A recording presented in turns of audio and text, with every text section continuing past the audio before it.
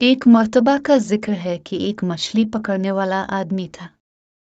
दरिया के किनारे इसका खूबसूरत सा मकान था। इसके पास एक निहायत ज़हीन तोता था। वो तोता न सिर्फ खूबसूरत था, बल्कि लोगों को उनकी परेशानियों का हल भी बताता था।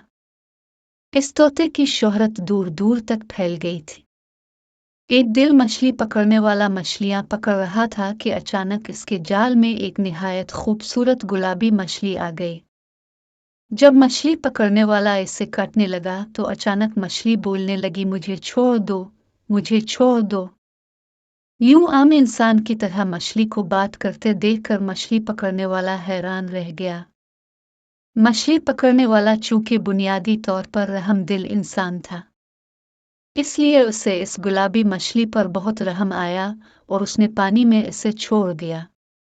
देखते ही देखते मछली अचानक खूबसूरत परी की शक्ल में तब्दील हो गई और उसने मछली पकड़ने वाले का शुक्रिया अदा किया और उसे बताया कि मुझे एक जिन ने अपने जादू के जोर से गुलाबी मछली बना दिया था और कहा था कि तेरी किस्मत है अगर किसी ने तुझे पकड़ लिया और काट कर खा गया, छोड़ दिया।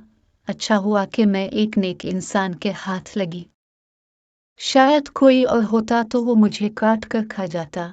अगर मैं जिंदगी में तो मेरी किसी काम आ सकूं तो मुझे याद कर लेना, मैं तुम्हारी मदद करूंगी। ये कहकर वो उड़ गई। एक दिन इसी मौका बादशाह शिकार पर निकला।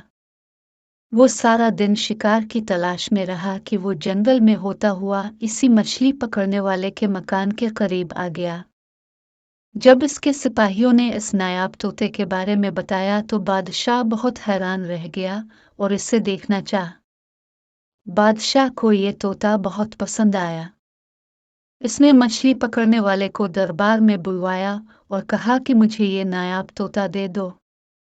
मछली पकड़ने वाला बहुत परेशान हुआ। इसने अर्ज किया कि बादशाह सलामत में इस तोते को अपनी जान से भी ज्यादा अजीज रखता हूँ, मैं ये आपको कैसे दे सकता हूँ। फिर बादशाह ने कहा, मैं तुम्हें एक महल बना कर दूंगा। लेकिन फिर भी वो आदमी न माना तो बादशाह ने कहा, फिर मेरी ये शर्त है कि तुम मेरे 2 सवालों के जवाब दो। अगर तुम मेरे सवालों के जवाबात ना दे सके तो फिर ये तोता मेरा हुआ, और अगर तुमने जवाब दे दिए तो फिर ना सिर्फ मैं तोता मेरे ही पास रहने दूंगा बल्कि इतनी माल और दौलत भी दूंगा कि तुम्हारी 7 नस्लें बहुत ऐश से जिंदगी गुजारेंगी।